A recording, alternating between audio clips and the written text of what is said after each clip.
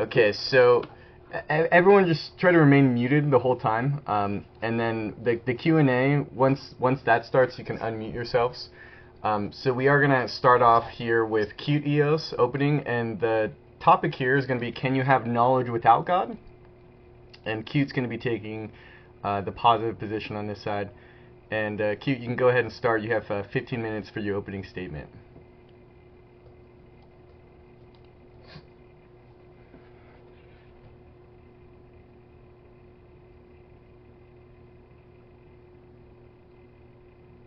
Cute, are you there? Yeah, I am here. Okay. Well, you have the floor. You can start. Okay. Wait. Okay.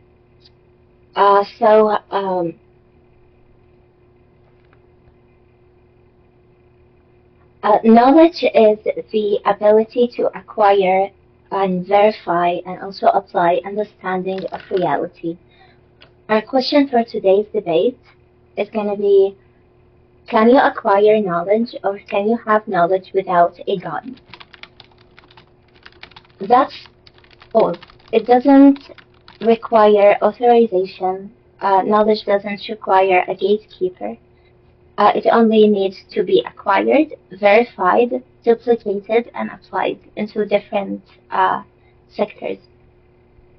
It also requires observation. You need to test it, you need to examine it, and you need to be able to repeat it. I've been asking myself, what does it actually mean to have knowledge? What is knowledge itself? And I've realized it's not about having permission, it's about producing results. So let me show you what I mean in my next argument. Science produces predictions that work. GPS satellites, or they orbit Earth using circulations and calculations derived from Einstein's equations. Those satellites were built by teams of engineers. Many of those engineers are non-theists, and the satellites still work perfectly. Every day, millions use GPS navigation powered by physics that didn't require theology or a theological approval. Medical research eliminates disease. Polio went through the vaccine trials, clinical observations, and data analysis. Doctors also studied cells, viruses, immune responses, not scripture. Studies uh, in different scientific sectors like demographics show you that pattern should be always consistent. Around 40 to 60% of elite scientists identify as atheists or agnostic. The rest of that percentage are believers who have faith in different sectors, different doctrines, and different faith systems even. They call God with different names. So which God are you going to acquire knowledge from if all of these have access to knowledge? In 2023, there is a study on Nature Index. This study found that amongst US and UK scientists, some earlier surveys of National Academy of Sciences fellows showed even higher rates of disbelief. I'm going to share my screen right now so you can actually see the resources I'm talking about.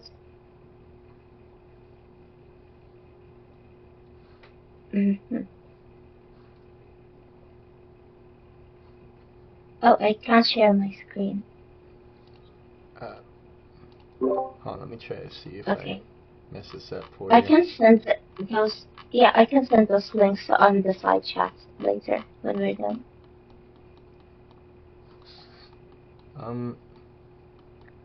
Would you like me to send it right now so you can include it in the recording? Yeah. Mike, can you share your screen, Mike? Or can anyone share their screen? Yes, I am able to share my screen. That would be great. Okay, I just wanted to make sure. So I don't know if is that only you, Q? You can't share it? Yeah, it says it has been denied. What is going on? Let me see.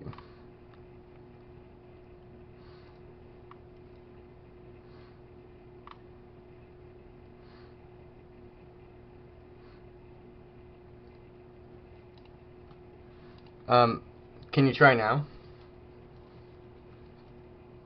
Yeah.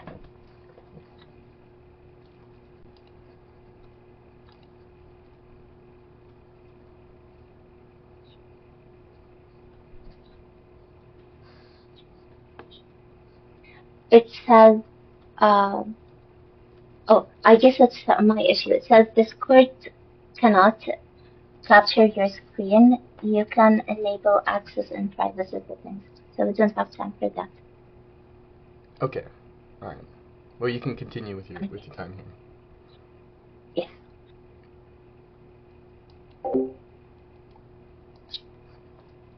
So I sent those links on the side chat. You can check it, guys. And in those studies, it shows that some earlier surveys also of National Academy of Sciences fellows showed higher rates of disbelief, that it reached around 79%. Here is what doesn't vary. Non-believing scientists produce the same breakthroughs: genome sequencing, quantum computing, satellites, technology. So if knowledge is required by God, wouldn't the most knowledgeable people on earth would be the most religious too?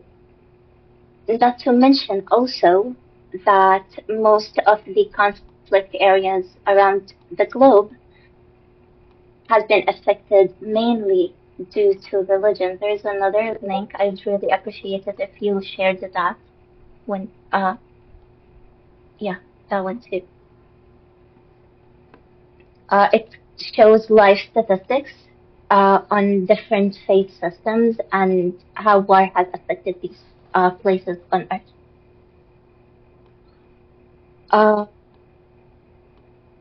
I guess that those places who are affected by faith, they are not the most knowledgeable, and not because faith itself, but because conflict and war can produce poverty and lack of education. So knowledge is not opposite of God. It doesn't contradict God, but it doesn't require a God. And here's also neuroscience discoveries.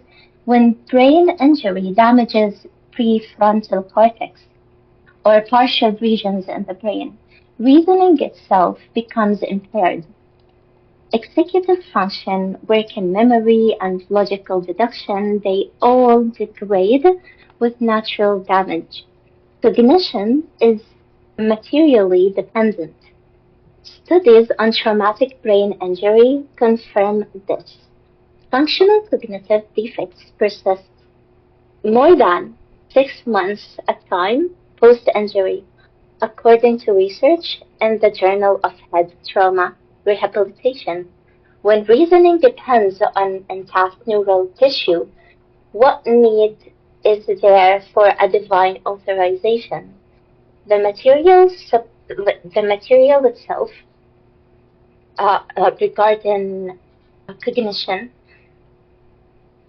is supported within those damaged cells.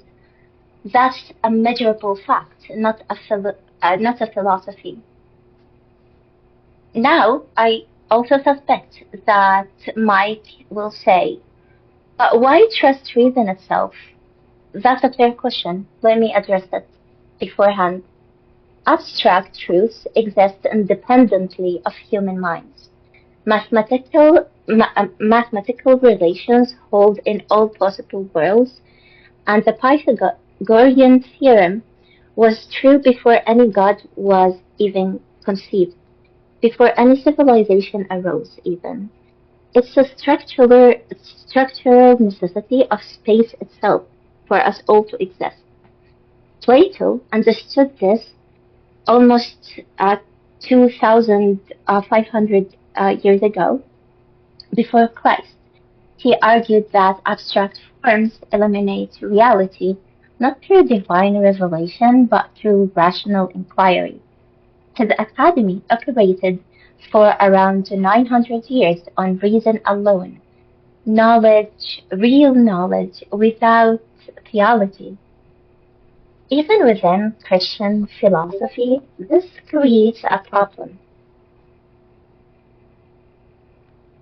There is a dilemma that applies to knowledge. Did God create mathematical truths, or does he discover them?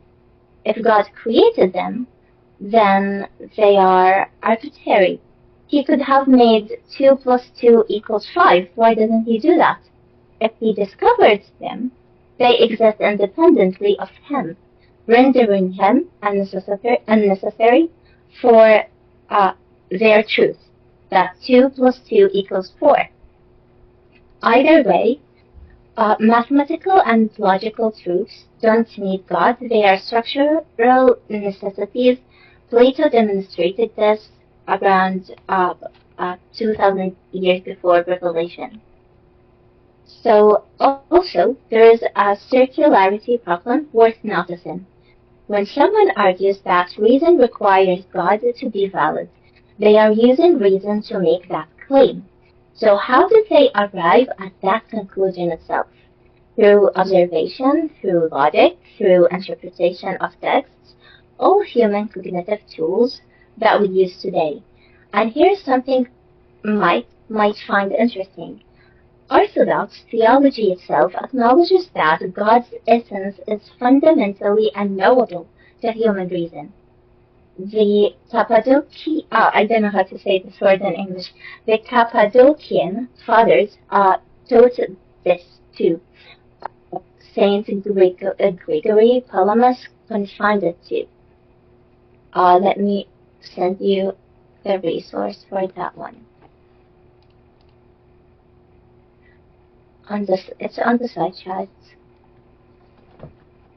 If God's essence is unknowable, how can an unknowable being ground comprehension? I'm not attacking God. I'm just pointing out what's written in the tradition. There is tension there that anyone paying attention would notice. And let me mention the harm data too. Through its processing, there has been a study. It has been a meta-analysis in personality and social psychology. It experimented 44 other studies with around 11,000 participants. Religious priming, religious priming means like getting into groups for your religion. It's reminding people of God, absolutely. But also, it casually increases prejudice against out-groups, hostility, and violence. Correlation in that study were really concerning for the religious priming. So religious-based hate crimes increases around 136% from 2015 to 2024, according to FBI data. This isn't the core argument, but it's worth noting. If religion grounds knowledge, why does it correlate with increased bias rather than reduced bias? And here's what I leave you with. Knowledge works. It works for scientists in labs, philosophers and academics, farmers planting crops by seasonal cycles, nurses diagnosing illnesses. It works without divine authorization. It always has been that way. And I'll close with this, though. When we prepare for anything, a debate, a conversation, a project, we gather information. We use reason to study pattern. We apply logic to anticipate responses. We strategize using observation at every step. Knowledge acquisition happens without a God. This question is supposed to be the question isn't whether knowledge exists without God, it's whether the claim that it requires God can withstand observation and testing. Thank you. All right, awesome. Yeah, I'm done now. Perfect. All right, Mike, you can go ahead and start. You have the floor for 15 minutes. Awesome. Let me get my timer real quick, and let me pull up my presentation and just have a quick check to see if everything is running as smoothly as it should. So you guys should be able to see my slide now. Right, Avion? Yeah. Let's see. Yeah, you're good. Alright, can we just check? I'm moving to the next slide. Yes. Can you see the next slide as well? Yeah, perfect. Okay, awesome. Just making sure that the same mistake as last time won't get repeated. I'm gonna get my timer ready. And without further ado, I'm gonna start the clock, and I will be arguing for the position that no, you cannot have any knowledge without God. So let us get our definitions right first. So with God, I would mean the necessary, transcendental, personal ground of all reality, specifically the triune God confessed by the Eastern Orthodox Christianity. Now, though this is about general theism, but I will be defending my version of theism from, of course, my own religious presuppositions. So the definition for knowledge, we can simply take the textbook definition, which would be justified true belief. Why? Well, belief is necessary. A subject cannot know P without believing P. A proposition must also be true because false beliefs are errors rather than knowledge, and a belief must be justified because a lucky true guess does not constitute knowledge. And here we can use justify or justification as giving epistemic warrants. The way how we do that is through the transcendental argument for God, also known as TAG for short. And a transcendental argument identifies what must be true for an undeniable feature of thought or experience to be possible. The form is pretty simple. Q is possible if and only if P. Q is actual, therefore P. For example, ice skating is possible only if ice exists. Ice skating occurs, therefore ice exists. And the tag claim is as following. Premise 1, knowledge is possible only if God exists. Premise 2, knowledge exists. Conclusion, therefore God exists.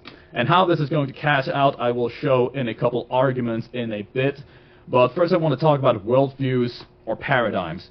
And every worldview addresses three basic domains. You have metaphysics, which talks about what exists and what is ultimately real. Epistemology, what is knowledge and how is it possible. 3, ethics, what ought we to do. And a worldview's presuppositions determine what it can consistently regard as possible, justified, or meaningful. For example, if a worldview denies all objective truth, that denial cannot itself be true. The claim defeats itself. If no claim can be true, knowledge is impossible. So this kind of gives you the method of how we're going to find out who is right in this debate. It's going to be a comparison between paradigms, and we will look at the metaphysical baggage that we take with us, the different philosophical presuppositions that we have, and then we're going to see whether the worldview collapses in upon itself. And this is what is known as a reductio ad absurdum.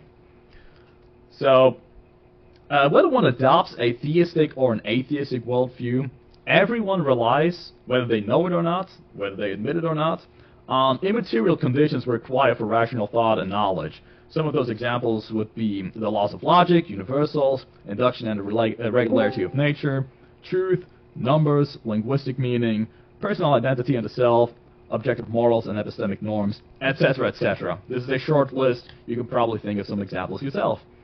Denying these conditions typically employs the very things denied, resulting in self-defeat. So the central question is therefore which worldview can consistently account for their reality, authority, and applicability. And with that, we'll dive into the first argument, which is the transcendental argument from logic. Premise 1. Rational thought and knowledge presuppose the laws of logic. Premise 2. These laws are universal, necessary, invariant, and objective. They remain valid, regardless of physical conditions or human opinion. Premise 3. They are also normative and directed. They concern reality and prescribe how rational minds ought to reason in order to attain truth.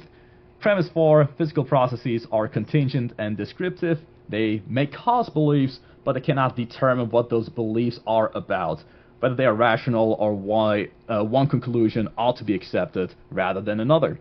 Premise 5. Logical laws cannot be mere human conventions because every convention already presupposes identity, non-contradiction, and valid inference. Premise 6. Nor are impersonal abstract objects a sufficient ultimate ground. Abstract objects do not think, intend, prescribe, or direct by themselves. They cannot explain logic's aboutness, normative authority, or applicability in both mind and reality, and this is going to cause an issue, especially for the more Platonic view that my opponent just described. Premise 7, intrinsic intentionality and rational directedness belong properly to minds. The ultimate ground of logical meaning, normativity, and directedness must therefore be rational and personal. Premise 8, because logical laws are necessary and invariant, their ultimate ground cannot be contingent or finite mind. It must be an eternal, necessary, and perfectly rational personal reality. Premise 9, in the Eastern Orthodox understanding, this ground is the triune God. All things are from the Father, through the Son, the eternal Logos, and in the Holy Spirit.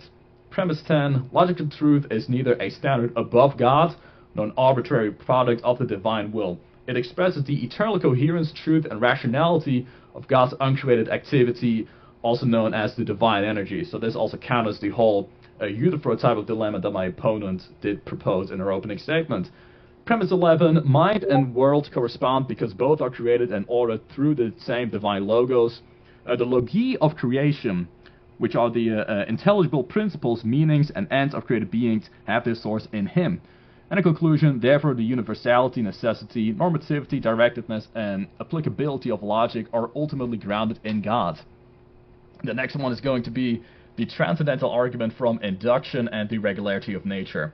Premise 1, empirical knowledge and science depend on induction. From observed cases, we infer to unobserved cases and expect similar causes to produce similar effects.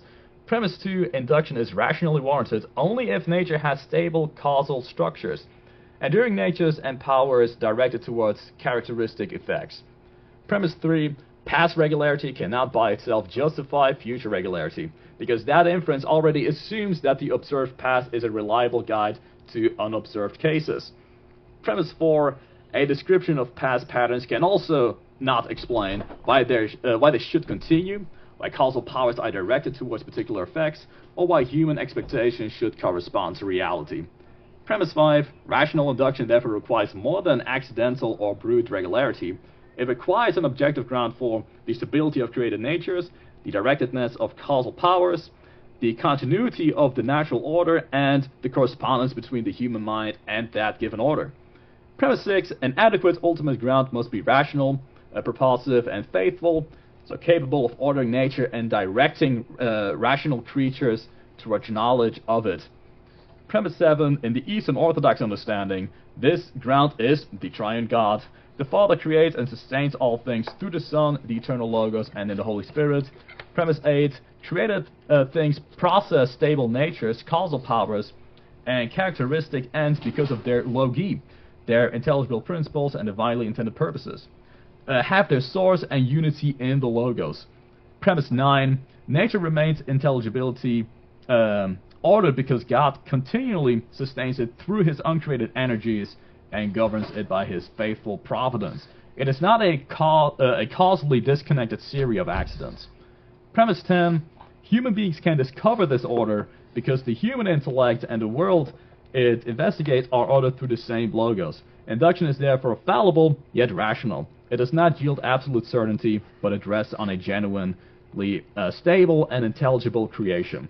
And the conclusion, therefore, rational induction and empirical knowledge ultimately presuppose God's faithful and providential activity. The next one is going to be the transcendental argument from teleology and epistemic normativity. Premise 1, knowledge is possible only if objective distinction exists between rational and irrational beliefs, correct and incorrect reasoning, and truth-directed and non-truth-directed cognition. Premise 2, these distinctions are normative. They concern not merely how people happen to think, but how they ought to think in order to attain to truth.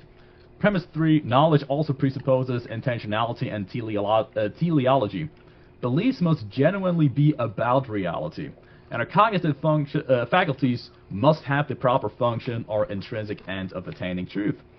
Premise 4, physical and non-rational causes may explain why a brain state or belief occurs, but causal description alone cannot explain why the state has determinate meaning, why it refers to one object rather than another, why its content is true or false, why one inference is rationally obligatory and another is not, or why our cognitive faculties are properly directed towards truth. Premise 5, if ultimate reality is wholly impersonal, non-rational, and purposeless, then intentionality, truth-directedness, and epistemic obligation lack a sufficient foundation. They must be reduced to non-normative causes or treated as unexplained additions to a purposeless reality. Premise 6, epistemic norms cannot be reduced to causal descriptions. How people do reason does not determine how they ought to reason. Likewise, a belief's survival value does not establish its truth. Conclusion 1, therefore every worldview that reasons, evaluates evidence, or claims knowledge presupposes an objective, intelligible order in which minds are genuinely directed towards truth and governed by real epistemic norms. Premise 7, the ultimate ground of this order must be rational in itself, intentional, and purposive. Otherwise, rationality, intentionality, and normativity would arise from a foundation intrinsically indifferent to truth and possessing none of them. Premise 8, God, the necessary existent, perfectly rational, and purposive mind, provides this ground. Truths are grounded in and eternally known by the divine intellect. Logical relations express God's consistent and rational character. Epistemic norms are grounded in God as truth and perfectly rationally. Creation's intelligibility and purposiveness derive from the divine intellect and will, and human minds can know reality because knower and known originate from the same rational source. C2, therefore the possibility of knowledge is transcendently grounded in God. And conclusion 3, consequently a rational denial of God still relies on the intentionality, logical order, and epistemic normativity whose ultimate foundation it denies. And this will be the last argument. It's going to be the transcendental argument from first order and second order knowledge. So for this we take two variables, K1, which is first order knowledge, a subject S knows a proposition P, and K2, which refers to second order knowledge. S knows that S knows P, or can justify that K1 is genuine knowledge. Premise 1, K2 can be true only if K1 is already true. Second order knowledge presupposes first order knowledge. Premise 2, K1 is therefore epistemically prior to and must ground every justified claim to K2. Premise 3, yet any attempt to establish that K1 really counts as knowledge is itself a second order judgment, an appeal to K2. Premise 4, the autonomous knower thus cannot establish K1 without appealing to K2, but cannot establish K2 without already presupposing K1. So the conclusion here is in autonomous epistemology you have a circle. K1 refers to K2 because K2 presupposes by K1, and K2 relies on K1 because K1 is admitted only after K2 certifies it. Premise 5, autonomous reason has no epistemically privileged source outside its own faculties and judgments with which to break the cycle. It must assume knowledge while using that assumption to certify knowledge. Premise 6, the autonomous knower may possess a true belief or even first order knowledge, but cannot establish from within the autonomous system that it is knowledge rather than accidental truth, cognitive habit, or error. Conclusion 2, autonomous epistemology therefore cannot reach a non-question begging affirmation that knowledge exists. Premise 7, yet knowledge cannot be coherently denied because he claimed knowledge cannot be established itself purports to be a meaningful and justified conclusion. Conclusion 3, knowledge therefore requires a non-autonomous epistemic ground, a source that knows non-derivatively and can reveal truth to finite knowers. Premise 8, this source alone cannot be an impersonal axiom, abstract principle, or formal system, because such things neither know nor reveal. It must be eternal, personal, rational, and self-knowing, grounding both the knowing subject and the known world. Premise 9, in Eastern Orthodox understanding, this source is a triune God. God does not infer truth from a standard above himself. He knows perfectly and non-derivatively in his own undivided divine activity. Premise 10, the Father creates and reveals all things through the Son, the eternal Logos, and in the Holy Spirit. Because the human intellect and the intelligible world are both ordered through the Logos, God communicates genuine knowledge through his revelatory and illuminating energies. Conclusion 4, divine revelation supplies the epistemic coherence that autonomous reason lacks. It is not validated by a prior independent human epistemology. Rather, God's self-revelation authenticates itself and makes every subordinate act of human knowing possible. C5, therefore, the possibility of establishing knowledge ultimately presupposes the self-revealing triune God. So the conclusion here is that together these arguments contend that atheism cannot provide an ultimate coherent ground for knowledge or its necessary conditions, whereas the theistic position or the Eastern Orthodox position does give a proper grounding and epistemic justification for this. Any successful response must do more than simply reject a conclusion. It must identify a false premise in the argument or invalid inference, or show how an atheistic or agnostic worldview can account for logic, induction, intentionality, epistemic normativity, and justified knowledge without borrowing the very conditions under dispute. And I'm out of time. Alright, awesome. Thank you, Mike. Thank you. So we'll go ahead here and we have 10 rebuttals. So Cute, here you can start for your rebuttals for any of Mike's claims here. So, 9 slides of dense philosophical arguments is impressive. So I guess this was around 9 to 10 slides. But elegant formatting, although it's impressive in structure, does not equal it's valid. Mike used the tag method. I anticipated this. His entire architecture collapses for 3 reasons. First one is that he conflates description with explanation. Existence does not trace to a specific deity without circular reasoning. Second, he mixes metaphysical claims with empirical methodology. These are incompatible domains. Category or errors don't become philosophy through technical terminology. Third, the argument presupposes what it attempts to prove. That's begging the question, not philosophical rejoice. So, on definitions, he defines God as necessary ground for all reality. This is circular by speculation, knowledge as justified true belief. Gettier himself showed this is insufficient. Selective citation is not scholarship. On worldviews, he claims worldviews must be self-consistent. Just his consistency. Orthodox theology teaches God's essence is unknowable. How can an unknowable God ground knowledge? And how do you know this is the correct type of knowledge you want to acquire from a God you do not know his essence yet? His own tradition contradicts his own citation today. On other categories, mathematical truths held before God was conceived. Pythagorean theorem was true before Abraham. Plato knew this. Mathematics is structurally necessary. No divine authorization is required. Again, on transcend on the tag logic he just used.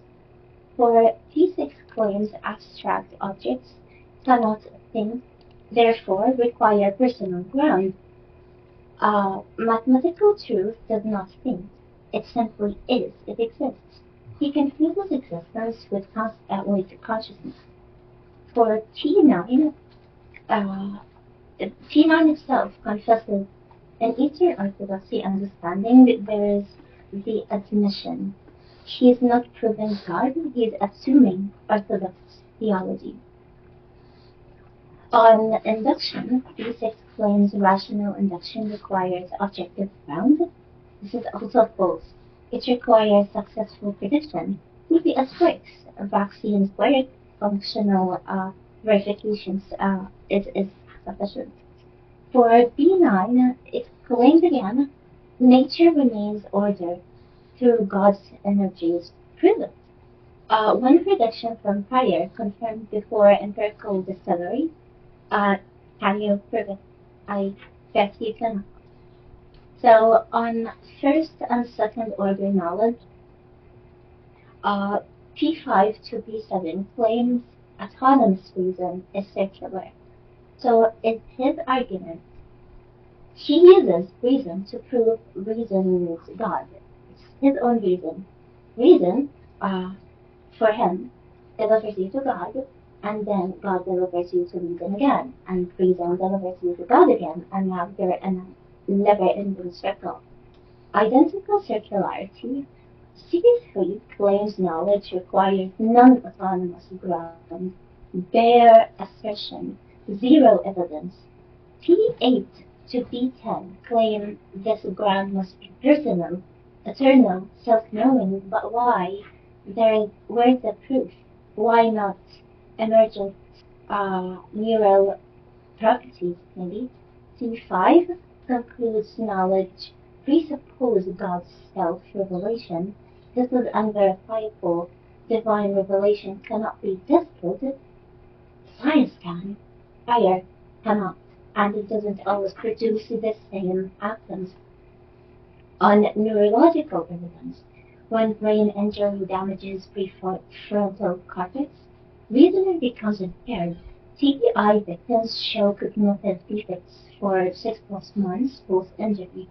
Cognition is materially dependent.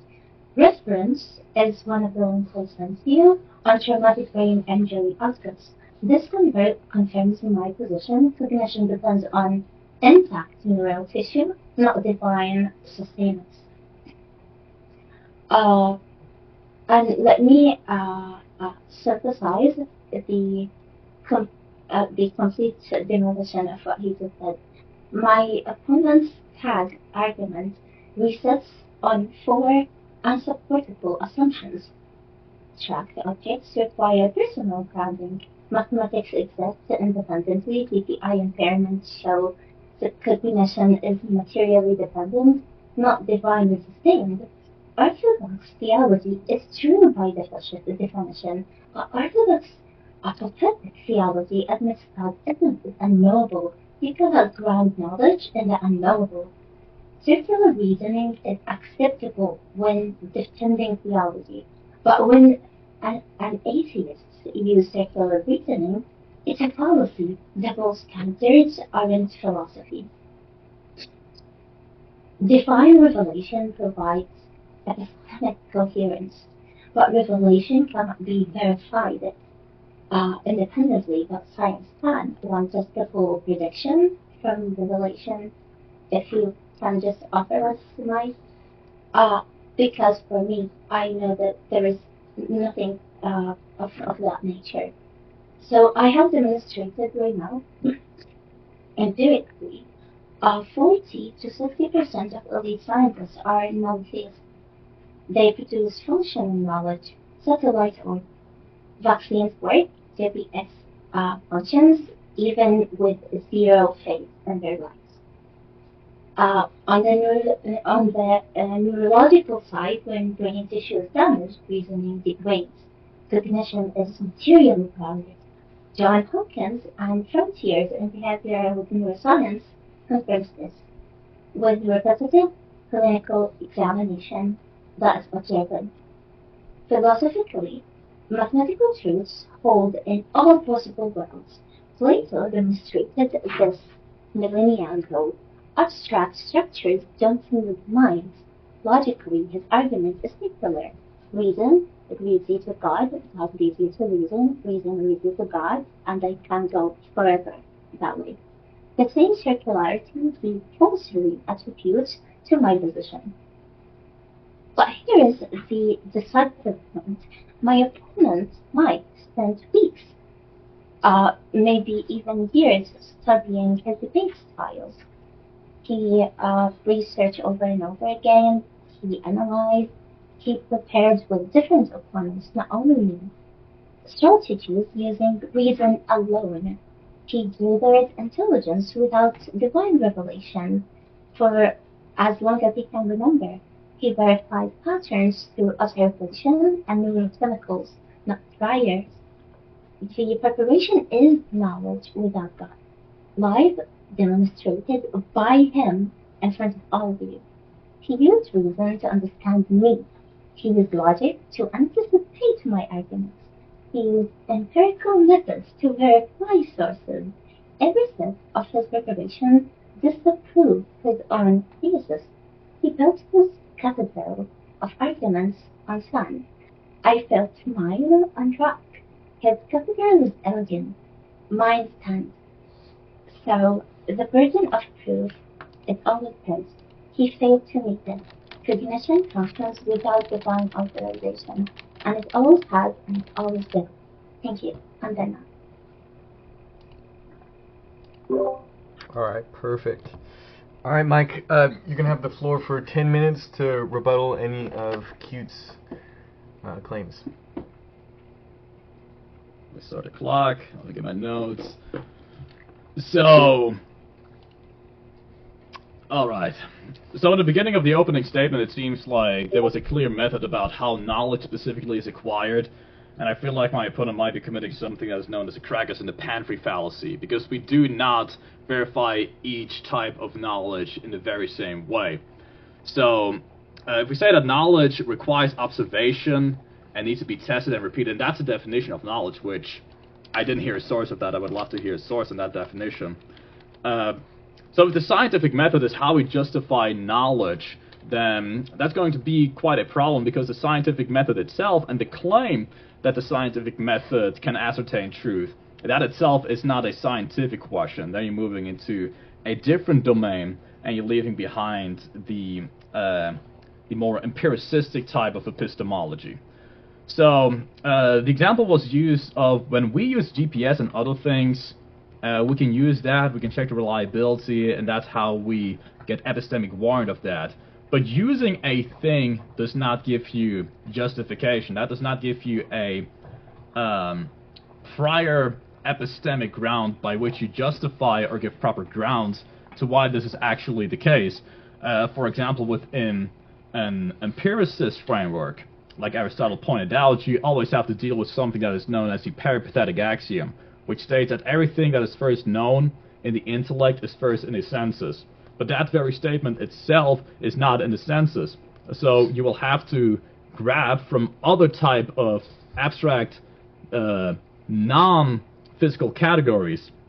And the question is not, well, can we simply use those, but the question is, how do we justify those? How can we give an account that makes sure that all of these categories, they cohere with each other? She mentioned that most of the scientists are atheists, but that's simply an ad populum fallacy. It does not show that therefore atheism is true. And by the way, a scientist itself does not give you any real claims about what the truths are in religion. If we would take the exact same standard and we would look at philosophy of religion, then most philosophers in religion are religious. They are theistic. So does it mean that therefore all our knowledge about religion should come from those who say that theism is correct? Should we therefore affirm that theism is correct? Of course not. She mentioned that people disagree on which God it is, right? The category or the percentage of the scientists who do believe in God, they disagree on who God is. So the question is, so what God gives us specifically the knowledge? And the point is about what framework can give us a basis or justification for knowledge itself.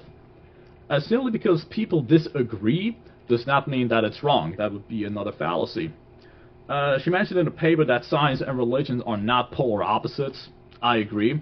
I think science requires these specific transcendental categories that I pointed out in my opening statement, which I also demonstrated in my opening statement can only be justified in a theistic framework. To say that science can operate absent of these transcendental categories would show, not to be mean, but would show quite some ignorance in the field of the philosophy of science. She did mention that abstract truths exist independently from human minds, that it's a necessity of space itself. Well, first of all, I don't grant that. I would need to see some kind of justification for that, because as I pointed out in my opening statements and the arguments that I made, simply saying that it is a necessity, it just exists, in some kind of way, that would not be justification, that would be ad hoc.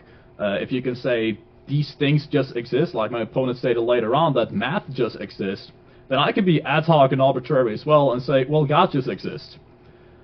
She referenced Plato, and Plato did not say that it's part of space itself. Plato seemed to be more saying that these forms, which are impersonal, by the way, and I demonstrated in my opening statement why that would be problematic, they are in a different dimension, and ultimately they are grounded in the one or the good.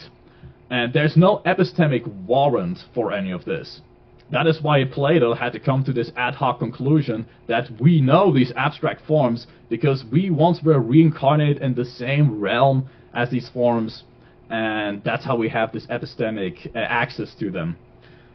She mentioned something that was similar to the Euthyphro dilemma, but instead of applying it to morals, it would be more applicable to something like logic, right? Is something logical because God says this is logic, or does God know it's logical because of something prior to that? But I've already demonstrated that in my opening statement. I do not hold to some kind of divine command theory necessarily. I do not say things are logically prior to God, and I also do not say that they are logically because God says so. I say it's ultimately grounded within God's nature itself, and it's being reflected throughout the divine energies, which is a point I will come to a little bit later. She mentioned that there's a dilemma that we're using reason to justify God, and then also say, well, aren't we also saying that God is ultimately the thing that is necessary for reason? And a couple things there. I do not give any epistemic priority to creative things or abstract objects. But even if that was the case, this would only be a problem in a epistemic framework of classical foundationalism. And a coherentist framework in epistemology, which I hold on to, or a holistic epistemology, these things would not be problematic. And she mentioned circularity a lot. This is maybe something we can get into later. She mentioned that God's essence is fundamentally unknowable, and that will provide some type of epistemic problem for us, as according to the Cappadocians. She also mentions Gregory Palamas, I think, and Gregory of Palamas is not a Cappadocian, or from the Cappadocian era. But Gregory of Palamas, he introduced the divine energies, and she didn't mention that in her response. She mentioned simply that Gregory of Palamas said that the essence is completely unknowable. But she mentioned, she left out the part where Gregory of Palamas says that we know God through his divine energies, and that is the way how he also reveals all of these transcendental categories, which I laid out in my opening statement. She said that there's a bias when it comes to the religious people. Well, there's this paper that I found by Philip Uzaveric and a couple other people. But it was pretty much a meta-analysis of a total of more than 700 Christians and atheists, agnostics, across a couple different countries. And what they found out is that atheists and agnostics report less dogmatic certainty about their beliefs, but when it comes to specific biases, especially on subtle measures, non-believers express more my-side bias and a reduced willingness to seriously consider arguments opposed to their own position. Now, again, I believe this in general does not prove any position. Whether somebody has bias or not, that doesn't prove a specific position. She mentioned in her refutation that my position collapses for 3 reasons. 1, existence does not refer to a deity without circular reasoning. 2, I didn't hear reason 2, I couldn't understand it, so we might need to get into that again. And 3, my arguments presuppose what it intends to prove in tag. I'll start with the third one, because the form of tag, it's not a fallacious form. If the form of tag, P is a necessary precondition of Q, Q therefore P is a problem, then we need to demonstrate that. Then the ice skating example as well would be a problem. But I'm not saying, well, God exists, I presuppose God exists, therefore God exists. No, my argument specifically is about a paradigm comparison and a question about how we can make sure that all of these transcendental categories cohere within a system, about how we can give a justificatory account for knowledge. And existence, and the first point, existence does not refer to a deity without circular reasoning. Well, like I mentioned earlier, I do not think that this is viciously circular. I do believe in an epistemic coherent sense that all systems ultimately boil down to be circular in one way or another. The question is not, well, are these systems circular, but does their circularity provide some kind of problem? Would it be viciously circular? Would it be virtuously circular? And can it give a proper coherent account? She said that I misused Getier's definition on knowledge. Well, I provided in my opening slides. I'm aware of the Gettier problem. He does not say that therefore we need a completely different definition of knowledge. So the general textbook definition of knowledge still stands. Mathematical truths do not require interpersonal grounding. It just is, like I mentioned earlier, that ad hoc. And I'm not using my orthodox framework to say, well, I'm using it, therefore it is true. I'm simply pointing out how in my orthodox framework, an atheistic framework, you can give an account for knowledge, while in an atheism framework, you cannot. There's a couple other things, but I just ran out of time, so we'll probably get into that in a cross-examination. All right, awesome. Thank you, Mike. So we can go ahead and we're going to start with cross-examinations now. So we have 15 minutes, and you have the floor now, Q.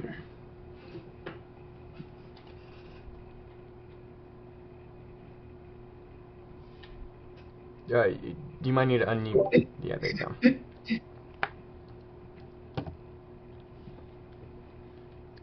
you can go ahead and ask Mike any questions, regarding his position.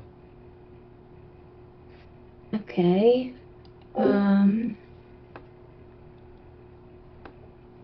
So I have plenty of questions actually.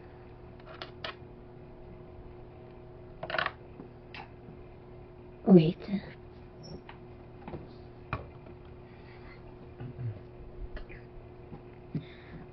So, Mike, you mentioned earlier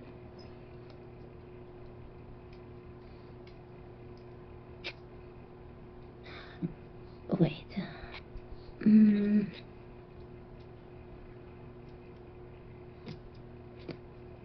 Okay, so you mentioned earlier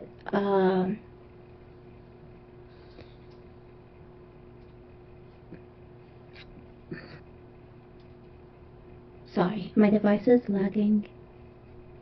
That God grounds logic. Is that true? Ultimately, yeah. So how did you arrive at that conclusion? Ultimately, my epistemic ground would be through divine revelation. I do not believe that there's any statement that is absent, or any piece of knowledge that is absent of divine revelation. It does not mean that simply because I say my epistemology is divine revelation, that I cannot use other methods to arrive to truth, for example, rational reasoning, or the scientific method. I'm simply saying that divine revelation and the grounding in God is the thing that ultimately justifies that. And did you verify that claim through empirical testing?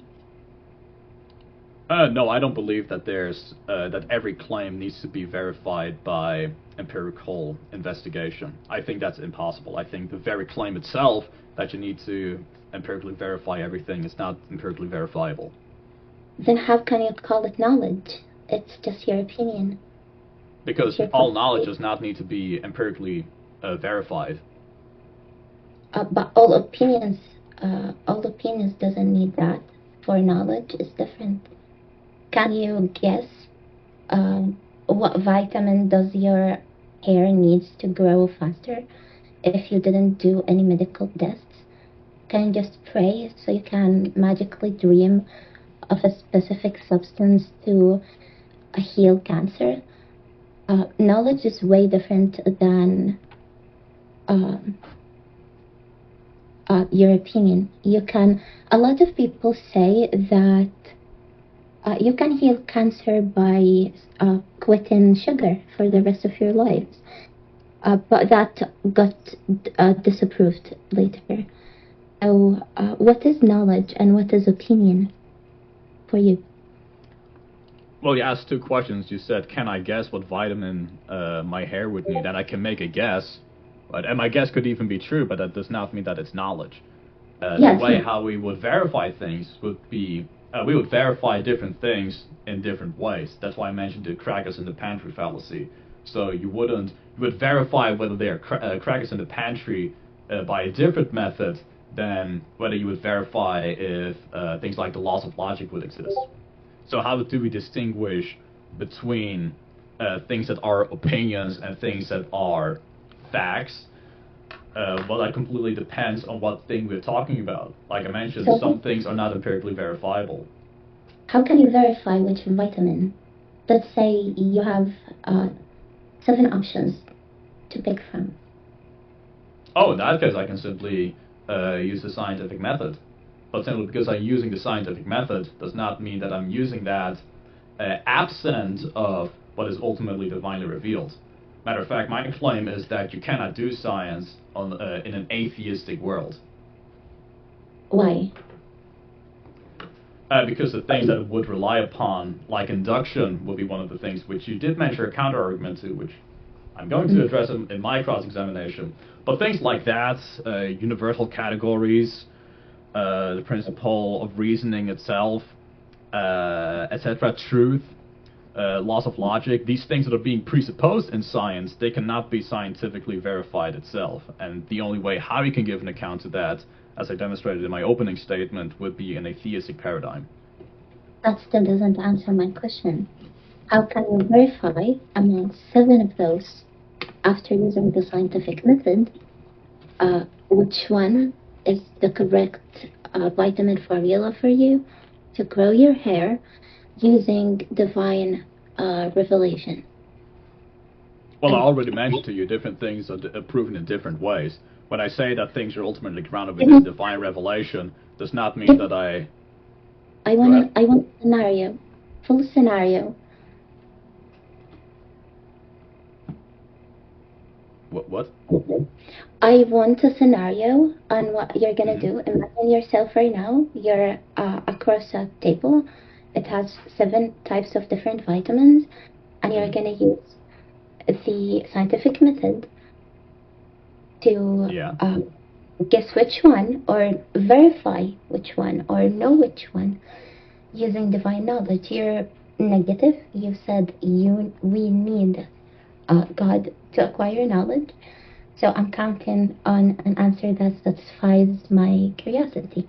Well, I gave the answer to you. I said, yes, we would use the scientific method, but I do not believe that you can do the scientific method absent of a world where these metaphysical presuppositions are being justified by God. I would love a scenario where you prove that I cannot do that in an atheistic world. I can never do that. I can never acquire that. Well, because I gave you the reasons, because the transcendental categories that you would require in order to make science work, right? That's why we have philosophy of science. Unless you disagree that you don't need those transcendental categories. But in order to give a coherent account for these transcendental categories, you could only do that within a theistic framework, like I demonstrated in my opening statement. Philosophy of science has nothing to do with the fact that even philosophy of science is considered a literature. It's just the way scientists have fun breaking free from all these boxes and borders they have to think within. But is it verifiable? Is it used in finding vaccines and maybe treating global issues like contaminated waters and foods and air pollution? No one uses that yet.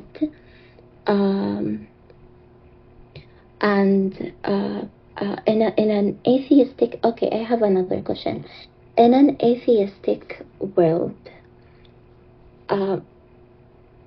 what do you think the outcome would be if a scientist tried to find a solution for eyesight issues? They want to treat blindness. And Jesus, we all know, he healed a lot of blind people. But in that world, it's an atheistic world. What do you think the outcome would be? In an atheistic world, well, like I demonstrated in my opening statement, I believe there's a lot of issues if you're going to say that we're in an atheistic world, we're going to borrow from all these transcendental categories, which I said you cannot justify, but we're just going to presuppose those as they just are, and then do the science. I do not, like I mentioned, I do not believe that science is even possible in an atheistic universe. I still didn't get an answer. Well, I think I answered your question. It doesn't answer because I asked for a scenario and I asked. Well, you're asking for a scenario. I need questions. I'm not supposed to give scenarios. I need to answer questions here. Well, that's my question. That was my question. You said. Well, I'm giving you the scenario. The scenario is it's impossible in an atheistic paradigm. The reason I'm doing that, like all of that murmuring I'm doing right now, is because I want to show you and show the audience too. Knowledge cannot be acquired without verification, observation, and testing, and that's how you're not able to provide me with a scenario with a probable outcome for an atheist in an atheistic world, which you never lived in, and I never lived in, and no one has ever lived in, because there is no world full of atheists. And that's how you demonstrated just right now again, once more. You cannot take an unknowable God, and God is unknowable in most religions out there, by the way. It's not only about orthodoxy. You cannot acquire an anchor to anchor your storm when you don't know the size, shape, and nature of that anchor. Same happened just right now. You cannot imagine a full world with atheists and imagine an outcome for all of that. So just... Well, that's a question. I need you to give me a question. You can't just make statements within your cross-examination. You need to ask questions. I can, sometimes. So... No. No, I can. So I'm done with my cross-examination. I can... There is a lot of methods for cross-examinations. It doesn't have to only be about questioning you. I questioned you enough. And you weren't able to provide me a scenario which approved my opening statement again. Well, that's begging the question. You're making statements. You're not asking questions. I didn't. Not about every point. You make points absent of some of the statements. Well, do you want more questions to... Well, that depends on how much time we have. She has 4 minutes left. Okay, yeah. I'm good for my questions. Cross-examination doesn't have always to be acquired by questions, and that's a really known practice within debate. So you can use another method with me. I'm okay with them. Okay. So, are you surrendering your time, Q? Yeah, he can have my 4 minutes. Okay, perfect. Mike, you have... So I'll get 40 minutes of cross-examination, awesome. All right, Mike. Well, you have your 15 minutes, so go on ahead. All right. So you mentioned, first of all, that knowledge cannot be justified without testing and repeatability and empirical investigation. Is that right? True. So what is the empirical investigation and testability of that claim itself? Can you reframe your question? Yeah. So you mentioned that knowledge cannot be justified without testing, repeatability, and empirical investigation. True. Can that claim itself be empirically investigated? So,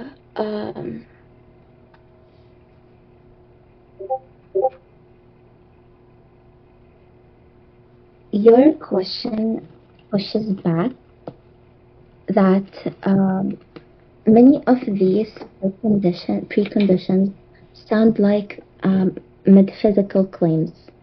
Is that Well, you're correct? moving into a direction that's not my question. My question is specifically the very claim that knowledge cannot be justified without testing, repeatability, and empirical investigation. How do you justify that? Do you justify it empirically? Oh, now you're gonna use the circular. Well, I'm not asking you about what I'm using. I'm asking you for your justification for justification.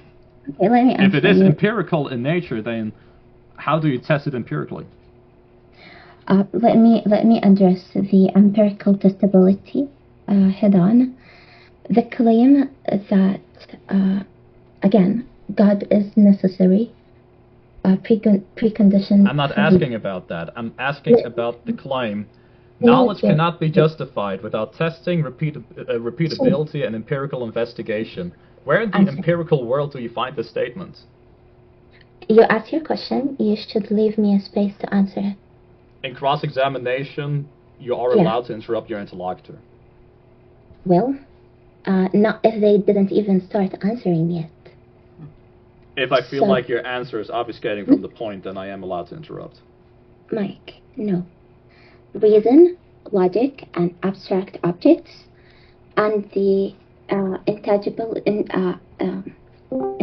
intelligibility of science itself is not a scientific hypothesis meant for lab testing in the same way we test gravity or chemical reactions. Okay, awesome. That's still not what I asked you. You should leave me a room. You're being... Well, I need you to answer the question, because if I feel like I'm not getting an answer to my question in cross-examination, then I can push you to give that answer. To get back at me, you should leave me a room to answer. You shouldn't be doing that. So just leave me a room. Yeah, but your answer is not an answer to my question, so I need an answer to my question. What did I say? What did I answer with? Did you even hear it? I did hear, indeed, but it's my cross-examination, so you're not supposed to ask me questions. Answer, if you heard that. So leave me a room. Well, I'm not supposed to be answer your questions in my cross-examination. I'm asking you a specific question. If you say knowledge cannot be justified without testing repeatability and empirical investigation, then how can that claim be empirically investigated? Now you're trying to bait me, Mike. Anyway. Well, I'm not asking for what you think I'm doing. I'm simply asking you a question about your own principle. Mike, stop cutting me off to get your answer. If you keep cutting me off, you're wasting both of our times. Well, I'm allowed to interrupt in cross-examination if I feel like I'm not getting an answer. Didn't even I can appeal to the moderator as well. You're literally cutting me off. And you can't even provide what you heard of my answer that you didn't like. So, no, I mentioned when you were going off track and you were going into different abstract categories and then said how they need to be justified, that's still not an answer to my question about the very claim about your justification method and if that follows the same principles of rules. That's not true. So leave me a room to answer one more last time. Well, just to make sure, can you repeat my question? You asked me on... Oh, sorry, it's a cross-examination. I'm not allowed to repeat your questions. I'm allowed to only... No, you're not supposed to ask me questions. I can ask you a question about what I asked you. Yeah. Yeah, this is my interrogation time. Yeah, but your interrogation doesn't mean I have to repeat your question. I'm gonna do it just because I want Well, then do it. You asked me on how can you prove that scientific method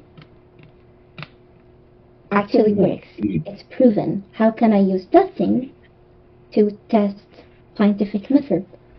How can I prove scientific method is actually... That was not my question specifically.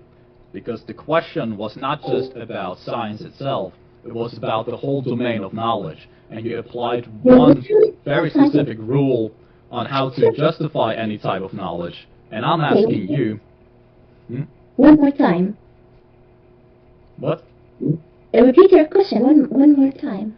My question is, if knowledge cannot be justified without testing, repeatability, and empirical investigation, does that statement itself require empirical investigation in order to be justified?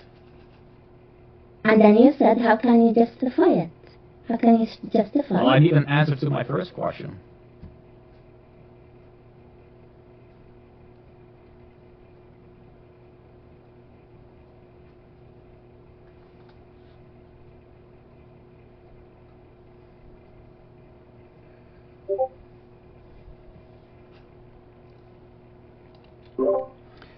Cute, you're gonna have to answer his questions here. You can't.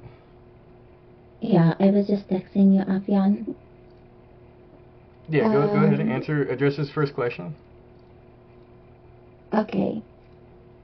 So your first question was that if I need to verify, test, and observe in order to acquire knowledge from scientific method. Not just from the scientific method, knowledge in general. That's the criteria you gave. General, we're not gonna dig through words, Mike. I asked you specifically about your justificatory methods.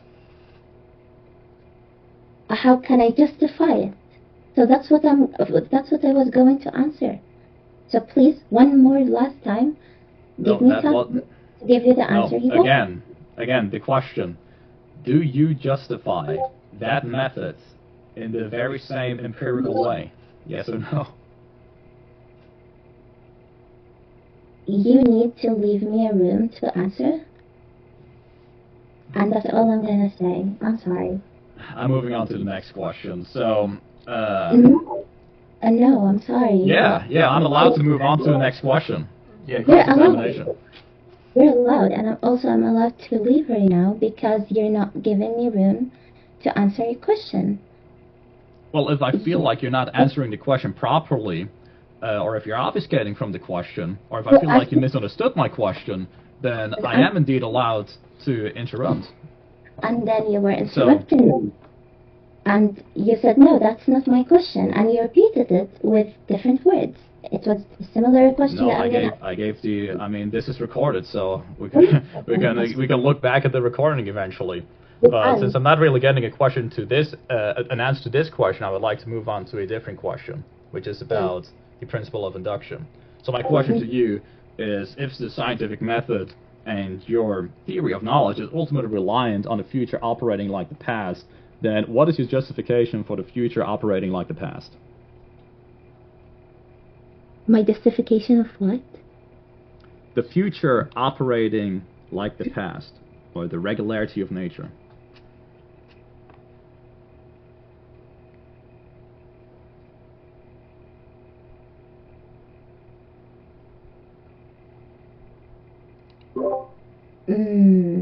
That's a good question.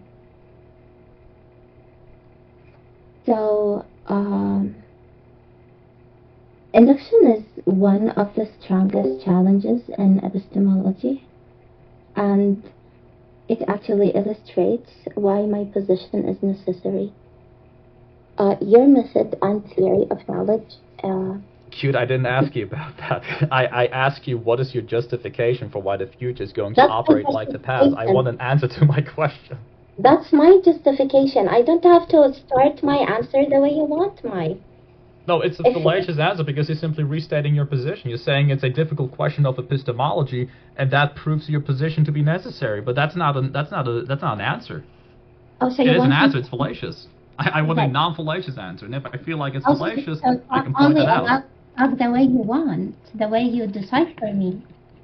It's Well, not I'm not true. deciding for you. I'm simply pointing out fallacies. I'm simply pointing out fallacious answers. There's no fallacy. I didn't even start an answer. Well, when I asked you, you said, "Well, this is my Oh, justification." that's a good question. That's a da da da da. Now it's a fallacy for you just because it's not the way you want. No, you said it was a good question. It's a problem in epistemology, and it proves my position. I'm asking you, how does it prove your position? How do you justify that the future is going to operate like the past, regularity of nature, in an atheistic paradigm? And speak without cutting me off to tell you how Answer the question. I don't care whether it's a difficult question. I need to know the answer.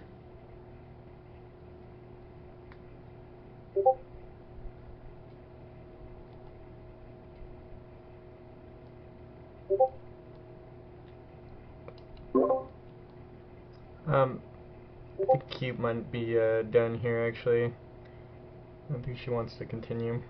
All right, we could go to closing statements then.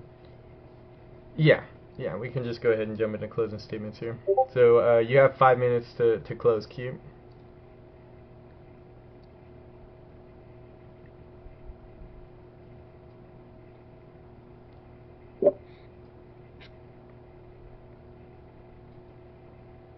So before I close, I just want to apologize for the audience for what just happened. Sometimes people have different communication styles, and that's totally okay. So nothing personal, Mike, that I don't want to continue this.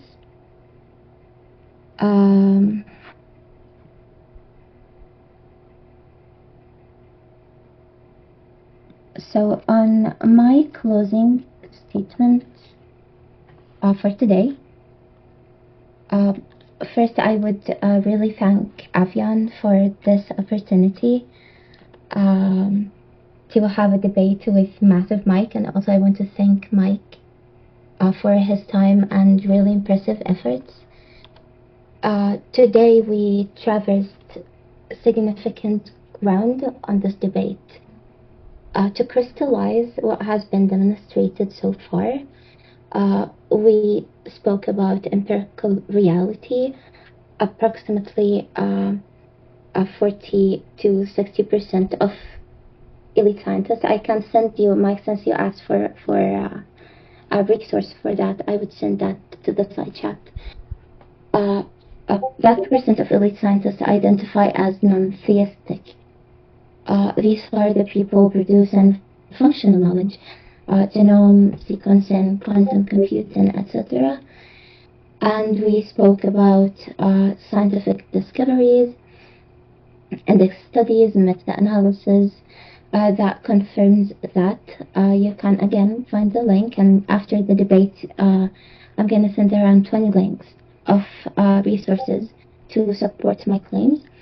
What does not vary is this: these non-believing scientists achieve the same breakthroughs that any belief system would require divine assistance to explain.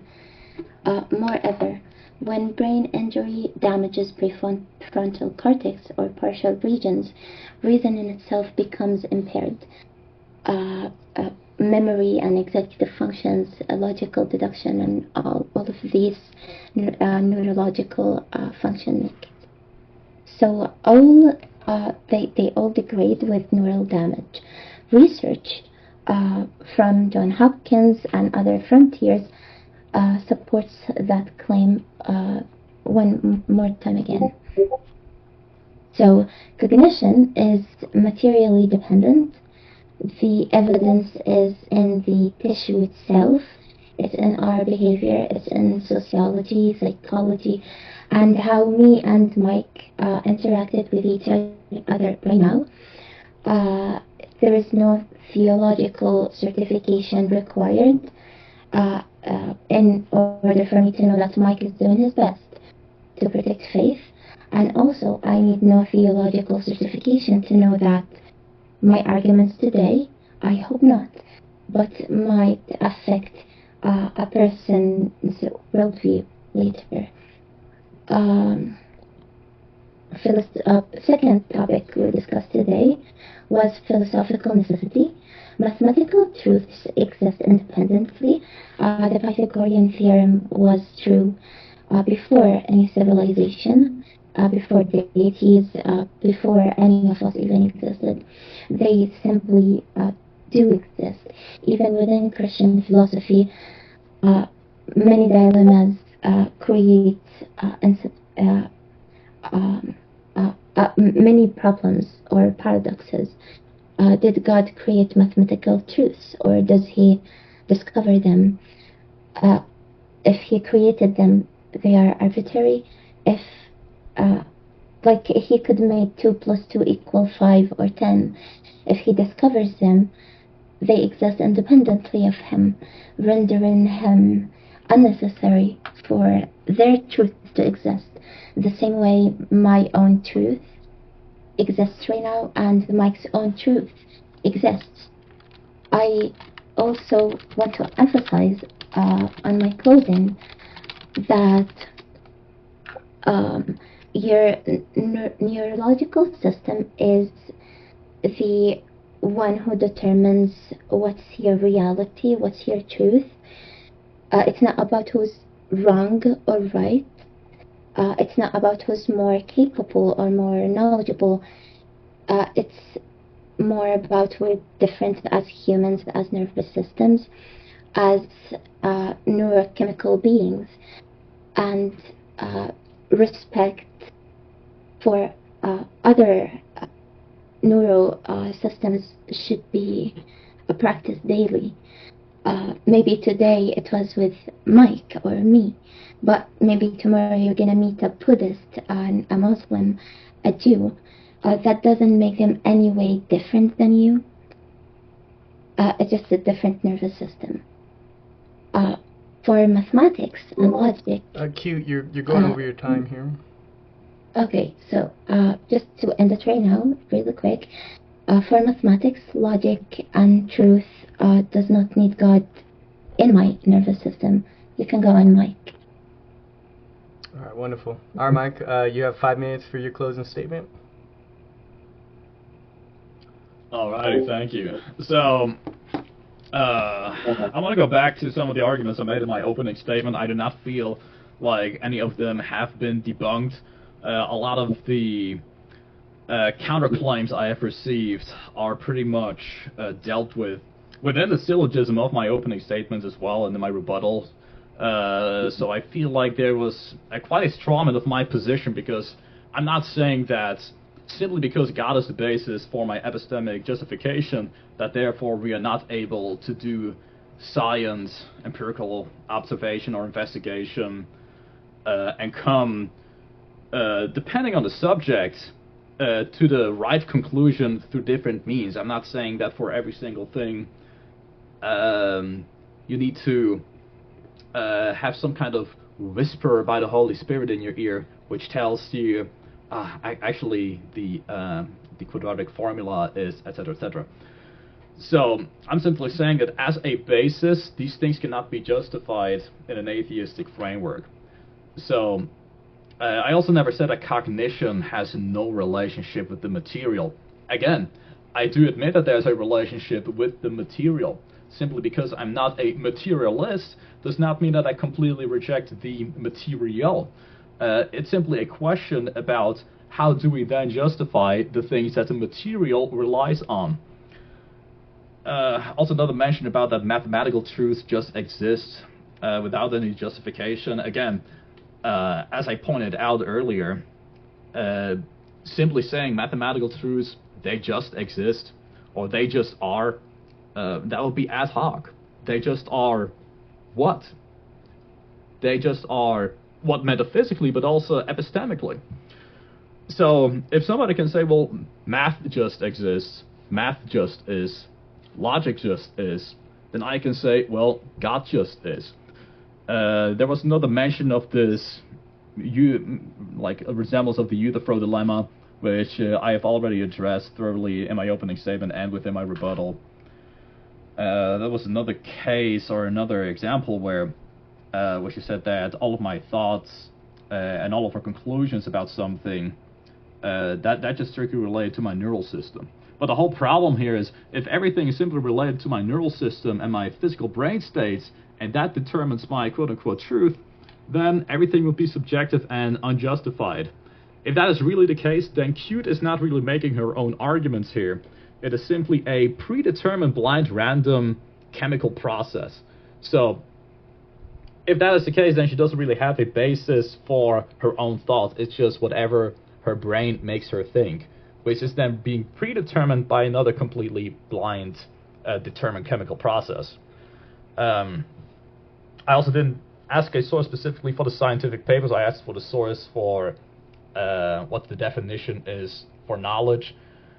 I mean, I accept the paper about the scientists, but like I pointed out, it's a fallacy to say, well, the scientists, the majority of them, they don't believe in God, and therefore it is not a requirement for knowledge. That would be a fallacy. So, I'm looking in the side chat and I'm seeing, I do say God just exists by Cute. Hehe. Okay. Well, I'm not going to open that can of worms in my closing statement. I'm just going to give one last final big thanks to Avian for hosting this debate and Cute for participating and challenging me for this debate. I really enjoyed it, and even though there was a bit of a communication problem at one point, I still enjoyed it, and thanks everybody for being here. Awesome, thank you, Mike. So we do have the Q&A here now. We have about 10 minutes if anyone wants to ask any questions for Cute and Mike here.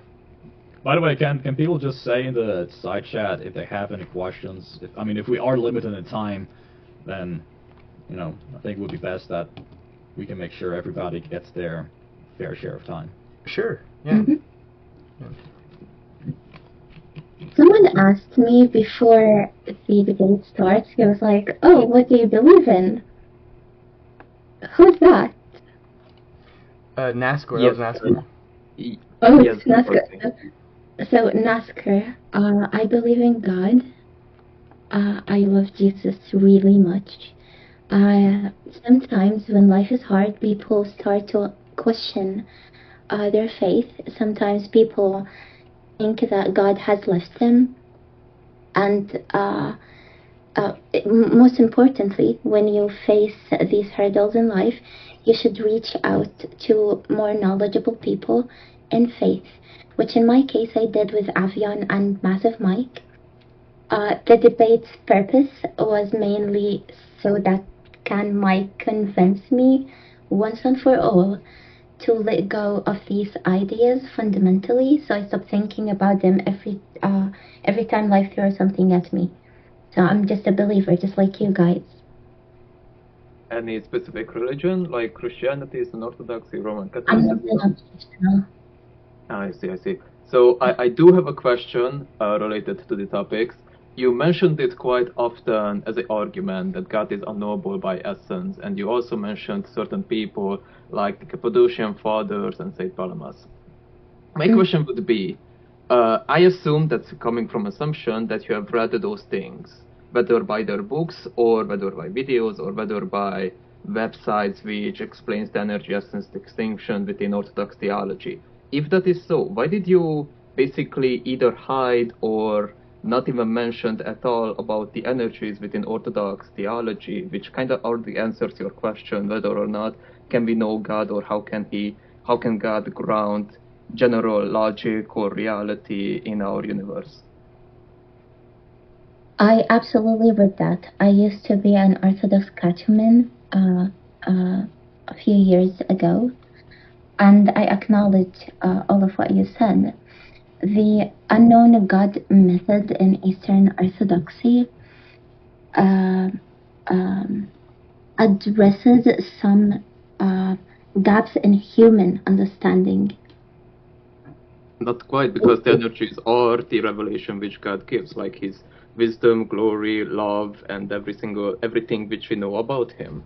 So why did you leave all of these things like out? Why didn't you mention it? Because those things already answers your question. Because that was your argument, that if we don't know His essence, then on what ground can we know God in any sense?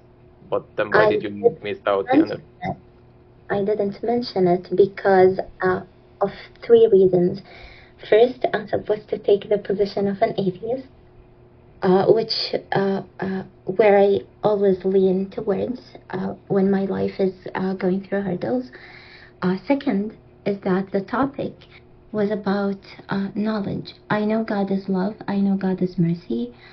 I know God is all-knowing, and you as a human, you're not all-knowing, and you shouldn't be all-knowing unless you're schizophrenic. But well, that's part of it. Oh, yeah, my apologies for interruption. Go ahead. but at the same time, knowledge is way different than knowledge for you as a human is way different than knowledge for God. If I started to mention other things, then I'm comparing myself to an all-knowing deity, and that's also a fallacy. Yeah, in what way? Just because you use a atheistic perspective, that doesn't mean you should let out one of the very important things in question of how we can know God in the first place. And second of all knowingness is part of His essence, His energies. And I know you're not a believer. I'm so interrupted. For a person who's not a believer, they don't have that structure you're talking about in their brain. They don't think that way. So if you want me to mention other things, then I'm no longer an atheist. That doesn't really matter, because if you know one thing, then and you systematically left out the other thing, which are the answers, the arguments which you oppose against it. Just because someone doesn't know something, that doesn't mean they purposefully leave out something. Love. Maybe they live in Africa with no parents, no if food. If they learn about energy essence distinction, then by the word itself they learn about energies. Not everyone knows God is love. It's not a common knowledge across the globe. I'm not talking about whether God is love. I'm talking about energy essence distinction. Okay. Whether or not do we use that to get to know God or not. How do you know God? That's my question for you. Through His energies. What are His energies? Again. Like the operation and certain things which He reveals through us. Yes, wait, quick question. Are we allowed to ask the other people also questions back in the Q&A? Yes, I would love to understand people. Again, it's not about being correct or wrong, but how can I answer a thing if I can't really understand the person behind it? Well, I do want to give an opportunity for everyone to ask questions. Fibonacci also has some questions as well. Yeah. Oh yeah, how much time do we have? Because I don't want to steal all of the time. We got about 4 minutes left. Okay. Okay, so long story short. Oh yeah, you can answer all, or you can ask all the questions, because I don't know how to articulate mine. Oh no, I really don't want to like steal all of the time. So long story short, essence is what makes God like uncreated, eternal, infinite, incomparable, all-knowing, all-powerful. Energies, like for example, is grace, light, life, glory, wisdom, holiness, love as experience, and sanctification, action. That's like, right. Sorry, I'm trying to rephrase it quickly so we can go through and we can move on. It is related to the meaning of activity, operation, and actualization. So because of that, that is like the thing which makes himself active and self-communicated, meaning that if I want to give a example, by the way, Mike, I want to talk about it after the debate. I am, but if I don't speak or I don't give any form of kind of information about myself, then no one can really know me, not even to the point that I exist. But if I have a word and communicate it through it, or generally communicate information about it, like my love, my life, my powers, or my wisdom, then people can know me. So, but if we are talking about whether or not we cannot know someone's essence, and you presuppose it as a general argument, and you purposefully leave out the energies, then it is, I would say, a very dishonest thing. I still hold it to my own answer. God's energy are way different, and they are a perception. It's way different than knowledge. We were trying to prove that. I specifically mentioned when you presuppose the argument against God, arguing that we cannot know His essence, you actually left out energies which we can know through God. And that we were not talking about God, we were talking about knowledge and its acquirements. So it's different categories. Right, but after that you used that argument. After that you used that argument that if we cannot know God, then we cannot know knowledge which He reveals to us, nor reality which He grounds, nor logical reality in any sense. And that was my problem with it. But thank you so much for your answer. I don't want to steal time, so if anyone has any questions, then please.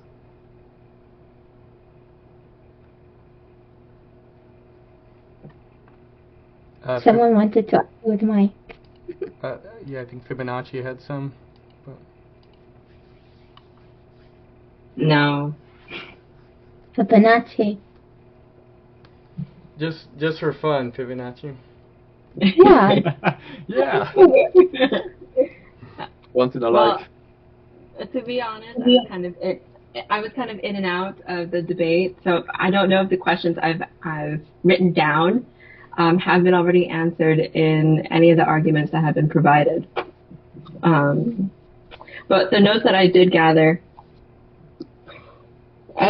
you were mentioning pattern. Oh, go ahead. I don't think anybody said something. I think there was an echo or something. Oh, okay. So, Eos, you were mentioning patterns and you're able to recognize them. You've also mentioned how science can produce calculations, how medical research can eliminate disease, not scriptures. How are you to solve like any form of normative dilemmas? And what calculatory unit are we using to then substantiate your position? Because I don't know if I was there to hear that answer. So if you just maybe repeat it.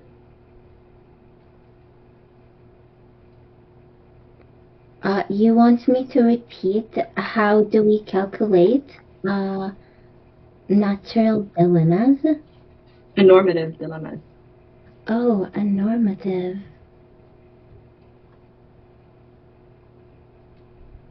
I might have been in and out because I was trying to grab an apple. So I didn't grab an apple. I just grabbed a mango instead. Okay, I didn't hear it. In my argument, when I mentioned dilemmas, I was talking about Christian philosophy and how when we depend on God to acquire knowledge, this creates a problem. The dilemma is applied to knowledge. Did God create mathematics or mathematical truths, or does He discover them? Is that the dilemma you're talking about? Not quite. Not quite. When I'm asking for it... Oh, go ahead. No, there was an echo. Okay. When I'm asking for in regards to a calculatory unit, I can grant when science makes, of course, like a scientific claim. Like for example, if we're analyzing like an autopsy of a corpse, science can reveal certain things that would be just like true. However, like the normative position, I'm asking for like how would that be measured? Like, well, maybe that's probably not a good way to articulate that question. In simpler, how can we know 2 + 2 = 4, not 5? how do we know a meter is this amount of centimeters or this amount of inches? Is that correct? Not quite. That's why I'm saying that I don't know if these questions I have are sufficient. So let's just take, for example, the flourishing of a society, for example. What calculatory unit or what specific metric are we using to quantify what makes this a grand utopia? Like, how are we able to, like, say that what they're doing is the best for humanity? Like, is it done through means of what is beneficial, or what is the most pleasurable, or what is the most virtuous, or things pertaining to that nature? So it's about morality, and how can you distinguish? I guess I get your question. So to know something is beneficial. I'm sorry to say that to you again, but measurement requires abstract standards. Numbers exist for a reason. They are something that we created as humans to measure cause and effect, and to also measure any decisions we have. In statistics, as an example, so my job heavily relies on statistics. You can expect the next 5 years of a business outcome by analyzing the last 10 years of that business. How can I know this is the best outcome? There is a branch within statistics, and it's called predictive, where you predict the future with numbers, and also you can predict whether you're heading the correct way or not. If you're talking about an era where there was no statistics at all, you can measure the effects and if they are beneficial when you compare them to your past, your any hurdles.